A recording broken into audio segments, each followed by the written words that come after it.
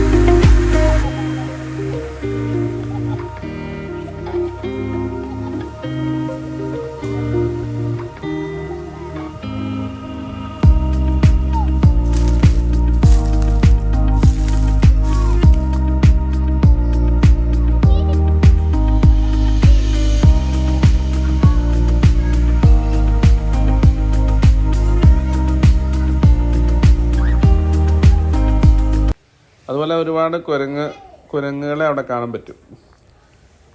അത് ഈ പാറപ്പുറത്ത് ഇങ്ങനെ നിരന്ന് ഇരിക്കുന്ന കാഴ്ചകൾ. പിന്നെ പ്രത്യേകം പറയാനുള്ളത്, കൃഷികളൊക്കെ മിക്കവാറും നശിപ്പിക്കപ്പെട്ടിട്ടുണ്ടാവും. ഈ കുരങ്ങുകൾ എല്ലാം അങ്ങനെ ഒരു സ്ഥിരമായിട്ടൊരു കാഴ്ചകളുണ്ട്. അവിടെ കുട്ടികളെ കണ്ടപ്പോൾ കുരങ്ങുകളൊക്കെ എന്ത് ചെയ്യുക, ഒരുമിച്ച് വന്നിരിക്കുകയാണ്. ഒരുമിച്ച് കൂടി നിന്ന്. അപ്പോൾ കുട്ടികൾ കുരങ്ങനെ കണ്ടപ്പോൾ ചെറിയ കല്ല് വെച്ച് എറിഞ്ഞു. അവരുടെ രസമാണല്ലോ അത്. പക്ഷേ ആ സമയത്ത് എല്ലാവരും ഒരുമിച്ച് വന്ന് കൂടി നിൽക്കുക. പേടിച്ച് പോയൊന്നുമില്ല. അത്രയും ധൈര്യമാണ് അവർക്ക്.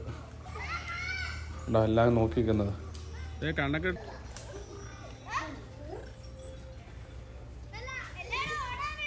മാറി